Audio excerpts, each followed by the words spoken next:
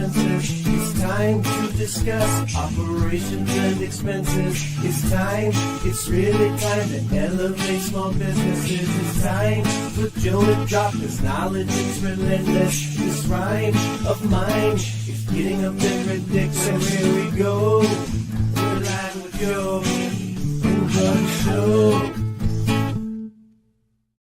What is up, everybody? Joe Everest, the fence expert, coming to you live from FenceTech 2025, hosted by the American Fence Association. Now, usually, if you guys have been watching these, I shout out the American Fence Association for putting on a great show and hosting us here. But we've got the man, or one of the men, and ladies, we got a head honcho of AFA. I don't know how we describe this, but Micheal Reed. Micheal, let's do this. For the 2 or 3 people out there that may not know you, maybe a brief introduction. So I'm Micheal Reed. I'm the executive director of the American Fence Association, and you're very generous about being the man. I think the truth about this event is that what you recognize is really how insignificant you are in the whole process. Yeah. So when I come on site, I'm really pointed and said, you go here and you go here, shake this hand. So it creates there's a big team of both volunteers and staff people who put this on, and we could not do this event if we didn't have the vision and the foresight of what's called our FenceTech committee. So they work all year round.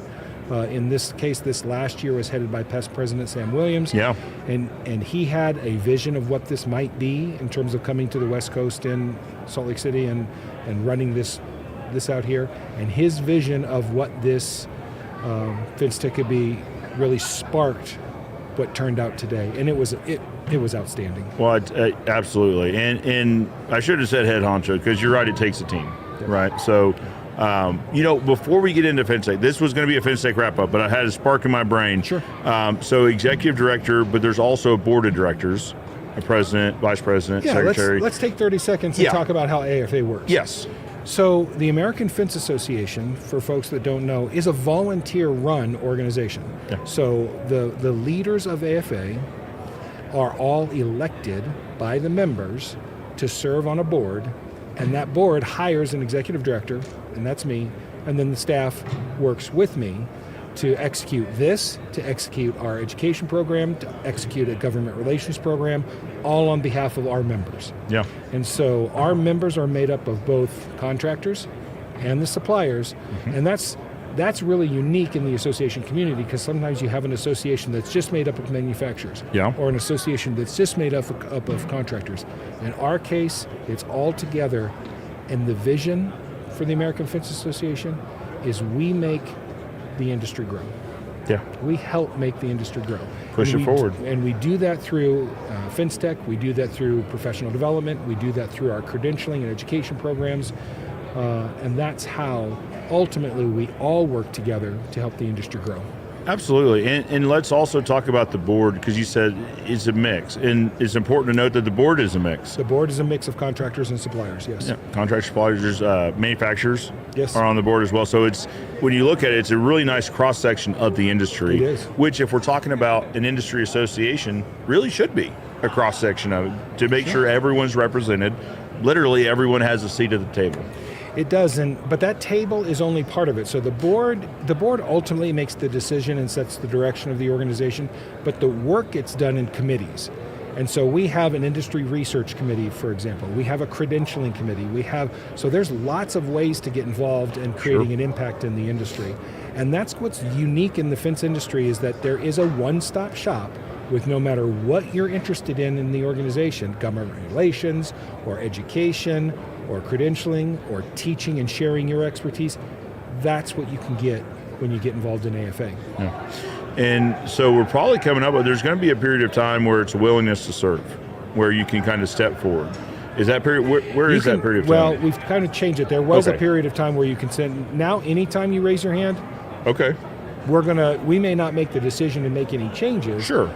But we can always add people to a committee. We can always add people to a task force. I love it. So anytime somebody raises their hand, our goal, quite honestly, our goal is to be sticky.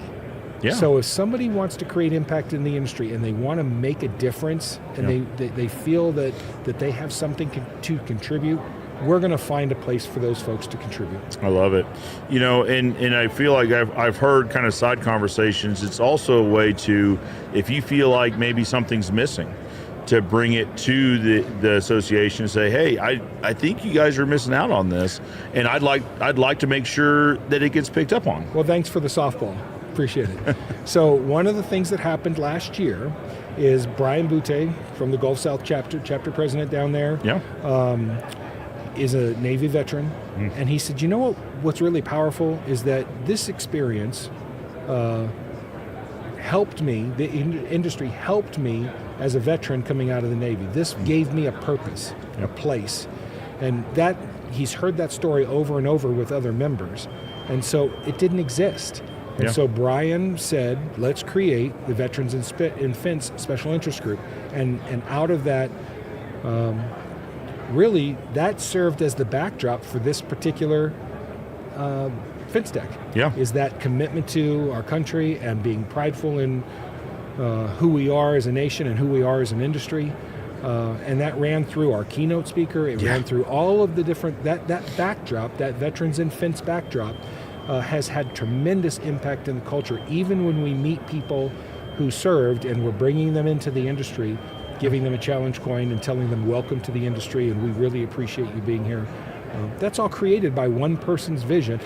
Very similar to the way of Sam's vision of what this was going to look like. This FenceTech. Brian had a vision for making a significant contribution to the industry through that Veterans in Fence program, and he was able to do that. And there are just story after story after story of people getting involved and making a difference. Absolutely, and it's someone stepping up and saying, hey, I think you're missing the ball in this. I'd like to make a difference, and just stepping forward. That's really the most important step. Is that first one is saying, here's something I think you're missing, and here's how I think it can be fixed, or addressed. And the funny thing is, we started talking about this event and why people, even though we're talking about great numbers who've registered and are coming to this event, the reality is there's thousands of people who don't come to a FenceTech. And so as we start thinking forward, those people that are listening to this and thinking, man, I feel like I missed out. You did. But this is such a wonderful place that the next time that there's an opportunity, you come in and you get engaged, and don't be shy, and you will find a place within the organization. Absolutely, and just because you missed this year doesn't mean you're behind in any way. Right? So there's going to be chapter level events, region level events. There's going to be obviously another FenceTech coming up, which we'll talk about that here in a little bit.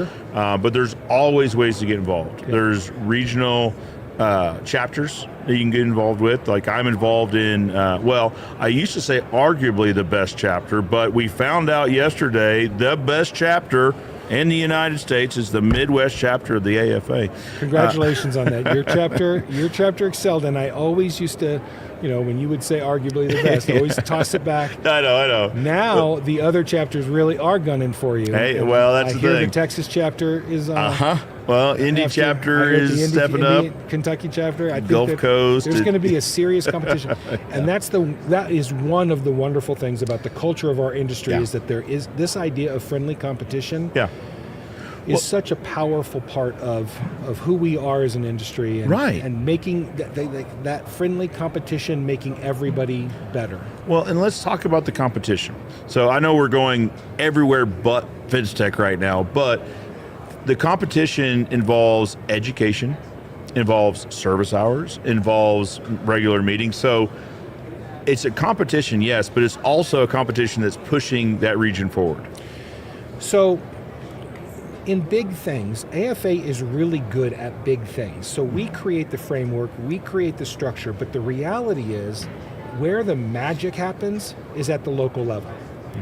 Because you're the ones that are touching, the masses. You're the one that are touching members. And you're right, not everybody can come to this event. Not everybody is going to have the budget to do. But the reality is everybody can make a chapter meeting. Or everybody can go to a virtual special interest group meeting. Or everybody can get involved in a committee that most of their work is done in a virtual framework, and then they come and do work in person. But that's the thing about being sticky, is that you all at the chapter level help make AFA sticky to all of the members. And I always say, hey, look, it's great for you to be involved at the national level. but get involved with your local chapter, and that's going to be when you need something from one of your other chapter members, or if you're short on material, or if you're short on how to do something, you're going to be able to pick up the phone and talk to somebody who's familiar with your situation and can help you immediately. Absolutely. And there's a camaraderie there because you're all in the same geographical area. It's really good. And like there is a competition, but it's friendly competition between, and it pushes us all to be better. So it's a great, the CHIP program's a great program because it definitely incentivizes positive influence in the industry. Yeah, just so we're not over talking, buddy, the CHIP program. The CHIP program is the way that we incentivize the chapter incentive program. We incentivize chapter, and what drives ultimately that chapter of the year program. So it's kind of a scoring metric. Yeah, absolutely. But it allows us as AFA to say, okay, we're going to focus on chapter activities. We're going to focus on the support of your local community. We're going to support how much education you do for your members at the local level. And it's just a way for us as an organization to provide more value to the people who choose to be part of AFA. Absolutely. Well, talking about choosing to be part of AFA, in the award ceremony, you recognize two, not new chapters, but two chapters that are re-flourishing. We did. So it's both the Michigan chapter and the Georgia chapter. Absolutely. So there's regions everywhere that you can get plugged into. If there hasn't been a chapter there in the past, that doesn't mean there isn't a chapter there today. And if there's not a chapter there today, that doesn't mean that there won't be a chapter there tomorrow. We've got two on the horizon in the DMV area, in the DC, Maryland, Virginia area, and then also in Arizona and New Mexico. So those folks have already started the formation process, the talking process, and then we'll mostly have the map covered. And great. And if we don't have the map covered in your area, then reach out. Help cover it. Show you how. And let's talk about also that the willingness to serve isn't a gigantic time commitment, right? And I say that because that was my perception at first. Was I had been asked to serve on our regional chapter board, and I was like, I'd love to, but I don't want to overcommit myself. I don't want to commit to this and not be able to follow through. And I just need to be cognizant of that I just don't have a ton of time. And I said, well, why don't you do this? Why don't you come to a few board meetings, and they were virtual. Why don't you come to a few board meetings, be a fly on the wall, see what it is, we'll talk it through, and just see if it feels right. Well, it's an hour a month of board meetings, and there's some subcommittees, right? So, hey, let's get on let's figure out what we're doing for education, let's figure out what we're doing for service. But even those are an hour a month, something like that. So if you've got a couple hours a month free, you can have an impact on your local chapter for sure. Yeah, I think, I don't want to mislead anybody. Sure. I think there are volunteer roles in this organization that do take a ton of time. Yes. But I think that if somebody is realistic about how much time they have to offer, then you can be honest and upfront about, hey, look, I only have a couple hours a month, all right? That's a great point. And then we can find the right job for you so that you can continue to grow as a leader, to grow as somebody who wants to be part of something bigger than themselves or bigger than their company, but not so busy that all of a sudden your weekends are gone. And there are volunteer roles in the organization. Our board works very hard. Sure. I was getting ready to say, I bet Sam Williams would beg to differ on 2 hours a month. Yeah, exactly. So I say that to say there's a wide range. Well, and I think what you do is you start small. You start with one commitment, and you dip your toe in the water, and you see if it's good for you. And I think what we've done a much better job at now is matching people's interest to their volunteer roles. So if you are interested in sharing your expertise, well, we have ways for you to participate in that volunteer experience, instructing or helping build curriculum. If you're interested in, we use this example at the top of the show, but if you work for a major manufacturer and your responsibility you're suddenly responsible for government relations and industry standards, well, guess what? We have a committee that's working on that.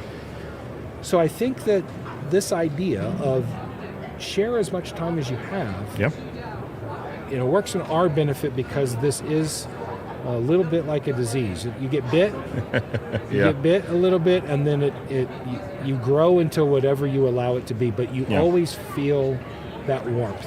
Well, and I think you feel the warmth because you feel the impact you have. Exactly. I think for me personally, that's what I connect with, is just the impact that even having a few hours a month has an impact. It leads to a greater good. So, Joe, think about 2 years ago when we started the Gate Safety Initiative. Yeah, yes. We started talking about gate safety, and we partnered with the Hummingbird Alliance, and those early conversations that you and I had, there were people 20 years ago that were talking about automated gate safety, but then we started Sure. to move it into the manual gate realm. Yeah. And people came out of the woodwork and said, I'm greatly moved by the story of the Quambex. Yes. And I want to do something at the local level, or I want to do something. I think that's the type of thing it's just a matter, it goes back to something you said at the very beginning, is if you think and you're passionate about something and you want to make a difference, we now have a platform that we can put that and enact that and make that happen. Absolutely. And if you're passionate about it, there's a place for you to have an impact. Exactly. Absolutely. Well, the original theme of this show was going to be FenceTech. Let's get into it. Since we're sitting here, Let's get into it. Final day, final hours of the show. It's still busy. It's still that is a surprising part. Now, let's start at the beginning. Okay. So I showed up Monday mid-morning, setting the studio up and just making sure that we've got everything we need. It looked a lot different Monday morning. It looked a lot different, but it was organized. Chaos is not the word, but it's just organized movement. There's a lot of movement. Organized chaos. That's why I say chaos, but chaos sounds unorganized. It was, booths were already going up, crates were already here, everything was ready to go. This has got to be one of the best organized years that I've seen. I don't want to speak for anybody else, but it's been good. That's interesting that you use that term, because that is somebody said to that this morning about how organized and efficient the entire event was. Yes. And they are a chapter volunteer, so they had been involved in several different things. Okay. And so that's great feedback for us, is that the fact that it was smooth and organized, and I'm not going to say there weren't hiccups, they were, but as long as you all as members, those hiccups are either you don't see them because we fix them, or if you do say, hey, there was a hiccup here, and we respond, great. It's no different than running your business. If there's a hiccup and you solve it, that's a great opportunity to demonstrate listening to your members. Absolutely. Listening to your customers. Well, and it speaks to team. Yeah. Right, it speaks to Jim and his team. So Jim runs what's Jim's title, I guess? So Jim's responsibility is exhibits, the show floor, and sponsorships. So exhibits, sponsorships, got it. So this was really his team. Now his team networks with the Expo team to just really get things going. But this vision probably started with Jim's team.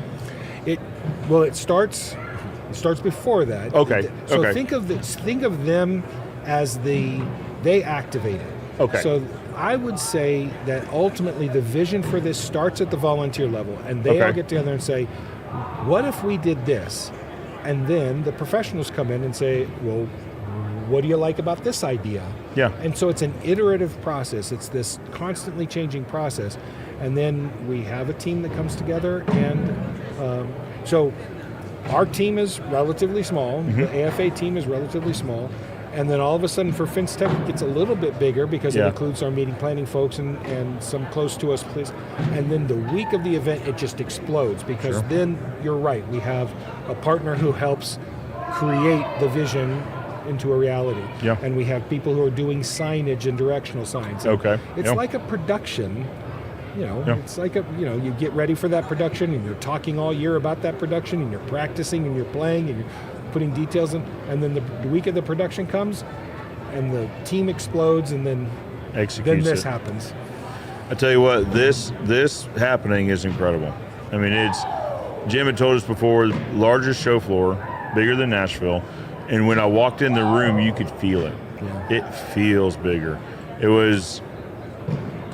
Well, the number I'd heard first was 15 booths more than Nashville, but then that number changed because a few more exhibitors showed up and said, "Hey, you got a few extra space?" Did. And Jim was up to the task. Jim was selling booths up until the time you all were setting up in here, Yeah. and he was still selling. Well, this is the epitome. This Here's the is thing: those folks don't get good booths, though. At that point, those folks are getting on the fringe. yeah, kind of what's left over. Kind of what's left over. So Yeah.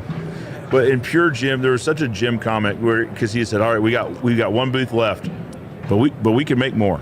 We can find like 2 or 3. We could like reorganize. We can find more if we find." if he needed to. That was such a it's Jim really moment of one left, but we can find more. We can find more. Yeah. So well executed, this vision. I mean, the booths are organized. They're laid out really nicely. Nice big aisles that you got room to move. We've got behind us, you guys probably hear occasionally, we've got a game of bags going on, but there's a whole kind of a rest area here. It was called Park last year. It's called Beer Garden this year, where we've got food set up. We've got couches set up where you can relax. Bags are going on there as well. So when the show floor is this big, you actually need refreshments and soft chairs, Yeah. so people can rest their dogs and. Yeah. Well, I looked at yesterday. It's like 4.3 miles walked by the time the show was nice. over. Yeah. So it's like you get some steps in. You get some steps in here because that's how big the show floor. And you want to see everybody, right? You want to see all the booths. I think what I love about this is somebody who comes out of the education realm. I kind of look at everything through an education or a learning lens. Yeah. And as I walk through the floor, it's like, what can I learn about this? What can I learn about? So I go booth to booth to booth, and things that I, as someone relatively new, several years now into the industry, I can walk into a booth and be just like a kid in a candy store, Yeah. learning new things about the innovations that are happening on the floor. And, Sure. and that's what people are doing here. They're bringing their most innovative, creative ideas that you all can then use with your customers to grow your business. Well, and we still see in 2025, we still see vendors bringing new products to debut at FenceTech. Absolutely. I talked to Nationwide Industries here in an interview yesterday, and they were unveiling a new latch, and we talked about that. And one of the questions was, why FenceTech? In today's day and age, with technology and with social media, why is FenceTech important? Because you see this so often, and their answer was because there's an additional component to this. We can do digital scans and 360 views, and we can make videos with it. But until you touch it and feel it and have that conversation, one with someone that's up to date with the sales knowledge of it, but then also someone that's involved with the technical knowledge. So if you've got a technical question, can we get you those answers outside of FenceTech? Sure, but we can get you the answers right now at FenceTech. I think that for a long time, as the digital marketing increased, everybody thought it was either, everybody was claiming it was the end of trade shows. Sure, yeah. Not at all. I No. think you can't look at it as an either or. It's both. They complement And so each other. You have to have that digital piece because so many people are on their phones or at their computers. So you have to have that digital marketing piece. But the reality is that people love to, especially in our industry, people love to connect with one another, Yeah. and they do want to shake your hand, and they do want to see what innovative products the suppliers are bringing to market. Yeah. Well, and there's a lot of things where, I mean, you could have a really well done video, but until you put your hands and really turn it around and see where the hardware goes, the installation hardware goes, or see how the latch strikes, something clicks about that, just getting it in your hands. And that's why shows like this are important. Yes, and then you also take some of the technology that's being integrated. So you've got changes in access control that's happening. You've got changes in gate technology that's happening. Yeah. That literally, if you miss a year where you're not teaching it, you could miss a generational change in some of the stuff that we're doing, especially in the access control where it's changing so quickly. And quickly and dramatically. Some of the changes it's not just a 1.1 to a 1.2 version. It could be a 2 to a 3. It could be a very dramatic change. Yeah, I think, and maybe it's because I've fallen in love with the industry, but I think at the end of the day, if you can't come here and walk away with a dozen new ideas, or new ways to impact your business, you're just not trying very hard. Sure. Yeah. You probably didn't spend too long walking around. Yeah. Is because you would have seen all Or of them. attending the education sessions. Well, I want to back up in just a second, but I want to put a pin in that, or I want to add a comment to this. So, talk about technology. There's a lot of software platforms here. There are. And it seems like every year there's a new one, or there's just different versions of the same one. One thing I saw too, so I'm just using them as an example of somebody I saw, FenceCloud was also doing training while all of us were here. So if you use FenceCloud now, I'm sure they'll do training via Zoom or over the phone, but there's probably something a little bit different than in-person training as well, which kind of rolls us back into education. We jumped ahead of ourselves. I jumped ahead of myself a little bit here. The week actually started Monday with education. So we do education on Monday in kind of a pre-conference workshop series. Yeah. That's where you're going to dig a little bit deeper. You're going to spend a little bit more time. Sure. It's not as much as a fire hose. You spend a lot more time. You spend a full day on one particular topic. In this case, it was the Gate Automation Design School, Yep. and the Sales Training School, and the Leadership Academy. For Indianapolis, we'll switch it up and we'll add some additional stuff, including Sure. probably the Spanish language Gate Automation Design School. Excellent. I think the what happens in that pre-conference workshop is you're getting your hands dirty. Yeah. And then Tuesday is really the main education day. So you come in and kind of drink from the fire hose, where there's all sorts of sessions happening. It's really a challenge because you want to go to one session, but another session sounds really interesting. Yep. Yeah. One thing I thought that you guys did really well this year is you had paths, right? did. So at a glance, you could look at the educational calendar and know, okay, I'd really like to stick in this path. I'm really interested in this. Doesn't mean you have to.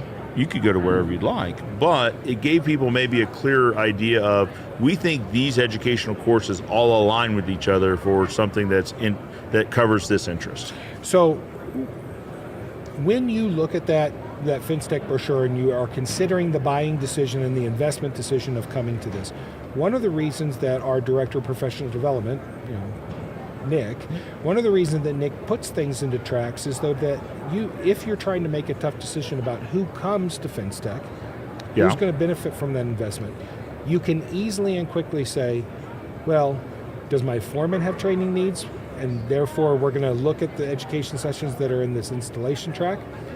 Do my estimator or my salesperson need additional training? So we're going to look at those things in that sales track. Or,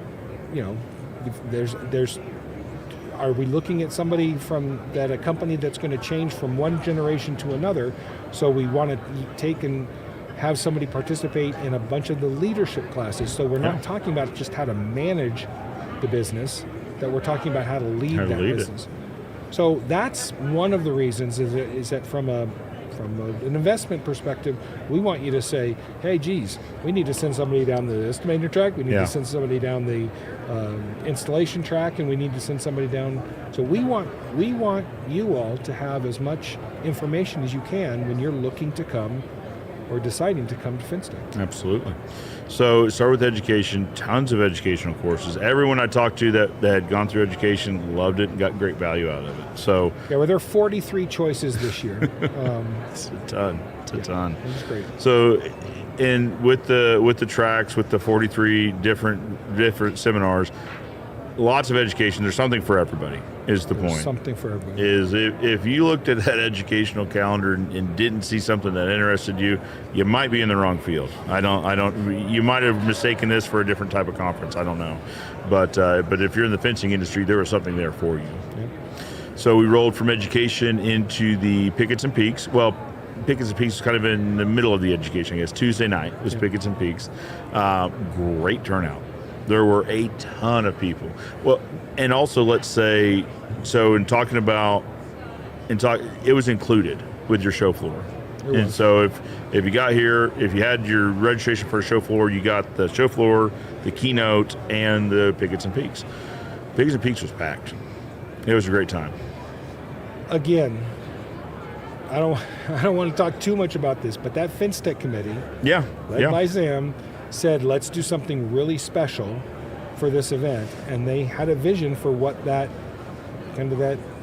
what it would look like. Sure. What would the energy be in the room, and then our team just killed it. Yeah. Our team just crushed it. Well executed. It was well executed. It was well executed. But I mean, that's how the association works. You all as members tell us what you want to see, and then we go about the work Sure. of making that vision a reality. And that night, the music was great. Yeah. The promotion of that event got the right people in the room, and Yep. it had the right energy. And at that point, at that early point I kind of began to set back and say, this is going to be a success. It'll be a good year. If people just went to education and they went to this party, they're going to walk away from this experience feeling Yeah. pretty good about it. And the show floor hadn't even opened at that point. No, and they had already received a ton of value. They had already received a ton of value. One thing I thought was a nice touch. So there was an inside and an outside. Well, there was a ballroom and a foyer. Yep. Right. So the ballroom had the DJ, the electric violin, which I thought was incredible. The drums. It was the loud room. If you were looking for a great time, and again, bags were set up. There's just all sorts of games set up. But also, if you wanted to have a conversation, you could just step right outside the doors into the foyer, have a great conversation as well. I thought that was well done. Yeah. I there's nothing more. It actually left me speechless at the end of the night. Just from what the volunteers expected to have happen, to the way the staff received that information and worked with our team on site to make that happen. It just was incredible. It was. Wednesday morning went into more education. So a little bit of education, carryover education. There were some great sessions on that Wednesday morning. Agreed. Then everyone went to the keynote. And when I say everyone went to the keynote, everybody was there. That room was full. It was a packed house. That room was full because if anybody, on this channel we'd interviewed Van Morris, or if anyone had looked him up on his website, I think 5 seconds into any one of his videos, you were ready to go. Like you just wanted to hear what he had to say. And Van Morris absolutely blew that crowd away. So Joe, in this experience, what we're trying to do is, there are 1,000 trade shows you could go to in a year. They're literally building materials trade shows, there are sales trade shows, there's literally a million. But there's something special about our industry trade show that we take great pride in. And the keynote gives us an opportunity to evoke emotion. People are very passionate about our industry, and they're passionate about what we do in terms of protecting and serving. And this keynote speaker by Van, it was the epitome of what we are as an industry, and he definitely knows how to evoke emotion, and that's what people responded to. He was mobbed after because he touched people in a certain way. Well, here's the thing, and here's how I kind of gauge it. One, how I felt was I felt incredibly motivated and inspired. But as I'm looking around kind of up and down the aisle, there's no phones, there's no side conversations, there's no kind of like wandering. Everyone was locked into what he had to say. And I think that's the hallmark of just a truly great speaker that can connect, because that room was pretty diverse in terms of age, in terms of background, in terms of everything. It's a diverse room. He had everybody. It was a good mix of suppliers and contractors, Agreed. large and small, old and new. It was again, we talk about this being a cross section of our industry. Yeah. And everybody was on their feet and moved. Yeah, he had everyone on the edge of their seat. He did. Let me also give kudos to Van Morris, because afterwards he was here on the show floor at the Eastern booth for a while, and then he was also here the rest of the day, followed by the next day, and he spent a lot of time here. So one of the other great contributors on that FenceTech committee, so that FenceTech committee is made up of the past president, the past president, and then the current president. And they kind of serve as that, because those are also the most, the people who have the most communication with members. Sure. Have the broadest, you talk about having 4 or 5 people on that committee. Yeah. They have a really good perspective on what's happening in the industry. And Van came to us by our past president, Bobby Batchelor, who was on your show with Van. Yeah. And, Bobby had a vision for that aspect of what that could be for, and I think, again, just like Sam was probably walking around going, yeah, this is exactly how I thought this should look. Yeah. Then Bobby walked away and said, yeah, that's what I thought it might look like, and I didn't have any idea it was going to catch fire and be like it was. Yeah. Yeah, just such a great guy, such a great message, and just willing to be here and connect with everybody. I mean, I saw him taking pictures all day that day. The next morning he was at the awards brunch and just loved connecting with people, having a great time. I mean, I give kudos to Van for really, really plugging in. He really did. Plugging in. He also kind of got bit by the bug, and I think I think it's going to be gum on our shoe. I think he's going to be part of our industry as we move forward. I think you're right. I don't think this is the last we've heard the name Van Morris. It is not. Absolutely. So speaking of the next morning, awards brunch followed Thursday morning, and so we got to see a lot of great awards go out to a lot of great contractors, both for projects, both for pro awards. The big one, chapter of the year, Midwest chapter. So I'm going to give it to you today and today only. You are the best chapter of the year, and nobody can dispute that. We've got the trophy to prove it. You've got the trophy. You've got the receipts. But you know what? There's also service project awards that were really great. There were chapters stepping up in a lot of different ways. I mean, chapter of the year is one. I mean, I'm going to say it's the best one because we won it this year. But there are a lot of great chapter awards. There's chapters that are putting in tremendous effort in their local community, whether it be in service projects and education, that sort of thing. Well, Joe, I mean, I can talk about the chapters all day. I think, so I've been on board 3 years now, and there are several things that I can look back and say, I'm proud that we did this, I'm proud that we are serving the members these ways, but I think depending on what day it is, I'm most proud of the vision that Sam had when he was president several years ago, that our chapters were going to feel important again, and our chapter leaders were going to be supported. And I think that may be the thing that I'm most proud of. I'm proud of the other things that we've done in terms of the growth of FenceTech, in terms of our commitment to industry standards and to gate safety. I'm proud of all of those things. But I think what really drives the engagement message, or the you belong message, is that commitment to our chapters and those people who take time away from their businesses to engage their peers at the local level. It's just tremendous.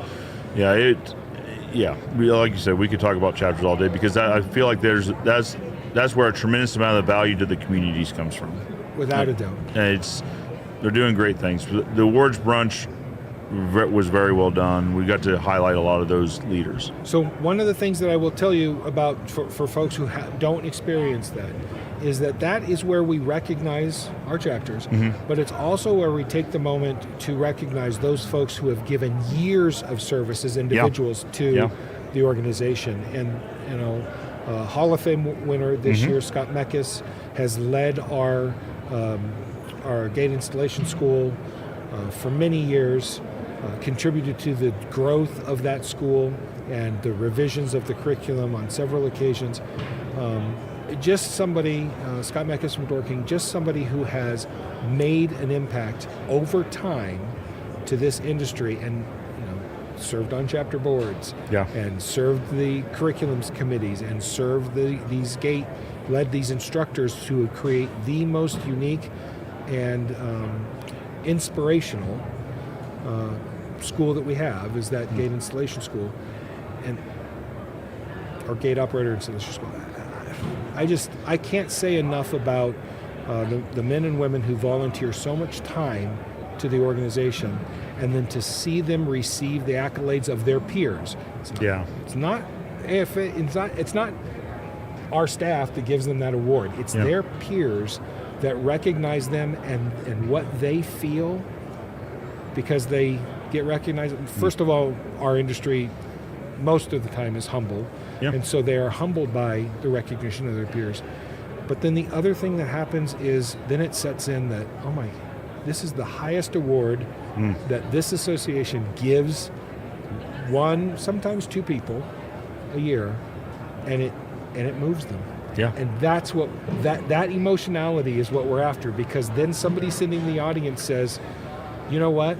I'm staying engaged. I'm staying involved. And so the cycle repeats itself. Absolutely. It's a great opportunity to highlight the leaders that are having a strong impact, having a major impact on the industry. So from there, from the keynote, we came in, we had the opening ceremony, came in, FenceTech floor opened, awards brunch, we came back to the show floor.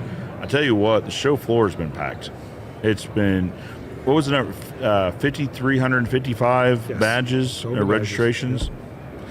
So that number was smaller than we had in Nashville because we had a lot of people drive in. Sure. This number outpaced expectations tremendously. Yeah. By the thousands. Yeah. And the nice thing in talking to the exhibitors, they said, we were so packed in Nashville because people were standing around deep. This was just steady, steady all the way through the entire time. I mean, we're looking around the show, and there's still people. There's still people in booths. Still a significant number of people walking through. On Friday, midday on Friday, still people in booths. I heard the same thing from a couple of the vendors that I'd stopped and just chat with. How's the show? How you guys liking it? They said the same thing. They said, it's not shoulder to shoulder, but if it was shoulder to shoulder, we wouldn't have the people to talk to everybody. And they'd have to rush through questions and answers. I think that they have been busy. At least the ones I've spoken to have been busy to the extent that they can truly engage potential customers. Take time to answer questions, give product demonstrations, that sort of thing. Yeah. A lot of the booths, so some of the booths bring 15, 20 people, and you see them engaged. I mean, we're looking here. Let's talk about one particular booth right now that kind of stands out. So let's set the stage. Yeah, okay. So if you're not here and you didn't visit this year, we're in Salt Lake City, which is ski capital of the year, ski capital of the world. If you're an American. Yep, absolutely. And kind of the overall theme has kind of been Snow Lodge. Yeah. So our booth space here in the AFA booth is set up like a lodge. We have a nice fireplace and comfortable chairs. Yep. And when you look, I'll let you describe this is just amazing. Master Halco has somehow deconstructed a snow lodge from somewhere and reconstructed it right in the middle of the show floor. Absolutely. Along with bringing a mountain. They brought a mountain. They brought a mountain. There's a Yeti in there. They were building this Monday when we got here mid-morning, and the framework. I was like, this is going to be huge. What is this going to turn into? A ski lodge. So needless to say, we do a lot of recognition here, recognition of excellence and recognition of contributions and recognition of booth creativity. And needless to say, the Master Halco booth crushed it this year. If there was a booth award, it would have to go to Master Halco. It did go to them. It did. Okay, well, there we go. So what's interesting is you and I, as we got ready for this conversation, said there's already talk on the floor. Yeah, the road to Indy. Yeah. Road to Indy. But there's already talk about that who's going to outdo. Well, that's the thing. Yeah, on the road to Indy, like how do you improve? Like what? Guys, we're looking at a ski lodge in the middle of a show floor. I don't know how you do better than that. How do you improve on that? I don't know. We'll leave it up to them. And but I do hear from other exhibitors out there who have said that they're going to make an effort. Yeah. And they're going to outpace Master Halco. So I just say good luck. They've got their sights on them. They do. But they've got a high bar to achieve here. But in talking about a large booth that was staffed by a ton of people, so from our perch up here, we can kind of see into other booths. They all stayed busy all weekend or all week. Yeah, that we're talking about the creativity of the Master Halco booth, but you look around and there are growing manufacturers who have their booth and are displaying their products. And I talked to several that have been here for the first year that were just blown away by it. I was surprised by the number of new marketing firms that we had into the space. So last year we did a big push around, we were hearing from our members that technology and these enterprise products, these products that would help manage your entire business, and so we featured them coming into FenceTech last year. Those were all here, but this year I saw a proliferation of marketing-specific firms, so firms that were specifically set up to help you grow your business. Absolutely. Yeah, and it looks like firms that do very well at it. That's the thing, is software is definitely still a theme here. It's definitely still a theme, but it's interesting to see the year-on-year change in kind of that what's new theme. Marketing would be this year's, I think, advanced marketing. So too. Absolutely. I tell you what, guys, if you weren't able to attend, put it on your calendar. Indianapolis next year. It's in early February. I'm going to be there. Michael will be there. Be here. I mean, I can't wait to see, again, like the bar feels like it's set so high. I can't wait to see next year, see what gets achieved. So, Joe, you and I started talking when I got here, and the FenceTech of that year was Oklahoma City, and people were pleasantly surprised. People, we had fully, as a country, come out of COVID. It was people were unsure about the event and unsure about Oklahoma City. And it was outstanding. It was. That spirit, that sense of the industry coming back together after an ordeal that we all endured was fantastic. Yeah. And then we went to Nashville, and everybody loves Nashville. They love the theme, they love the nightlife. It was a huge success. And a lot of people piled into trucks and came, and we had a huge registration number. Yeah. And then the people were scratching their head in Nashville and saying, how is Salt Lake going to beat that? And my sense of it is that this was on par with Nashville. Agreed. It was a different experience, but it was on par with Nashville. It was. And so the question is what we're going to do next. And I'm just going to say stay tuned. Okay. And budget appropriately. You're going to want to be there. Because Indy will beat this. I'm not sure how. It's but unbelievable. I have confidence in my team. Yeah.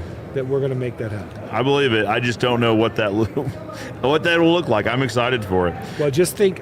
So February. Yeah. In Indianapolis, we're thinking race cars. Yeah. We're thinking football. Football, sure, absolutely. So just stay tuned. Could be a fun year. It's going to be a fun year. Let's talk about what the roadmap looks a little bit beyond Indianapolis, just for like looking off into the future. Sure. Goes to Phoenix and then Orlando. Correct. Is that right? And then back to Salt Lake City in 29. Correct. I can't wait to be back. I mean, I can't wait to go elsewhere, but I also can't wait to be back. Just the first impression of Salt Lake City is the airport for those of us that fly in. Clean, organized, everyone was so nice and happy to help, and that's been our experience here in Salt Lake City throughout the entire week. It's a wonderful host city. It is. It is a wonderful host city. And I think some of the times people say, well, now I'm going to have to fly, I'm going to go east. Why would I do that? And I think when you feel the spirit of this community, you see how people are coming together. Sometimes it doesn't matter what city you're in, but when that city rolls out the red carpet for you, like Salt Lake does, there's a reason why the Olympics come here, and then there's a reason why the Olympics are coming back. Comes back. It's because there are good people here who roll out the red carpet, who make us feel wanted to be here, and then you plop an educational event and a trade show like FenceTech in there, and you just can't beat it. No. You just can't. It's been a great week, both educationally, both in experience at FenceTech. There's a ton to do here as a city. You know, I know some guys went to the Jazz game. Me and some of the folks went to the hockey game last night, the Utah Hockey Club. It's been a good time at FenceTech. I don't want to make it sound like, you know, we're venturing out, but there's also things to do in town in the off hours. So let me tell you, I do have an experience that exceeded expectations. Okay.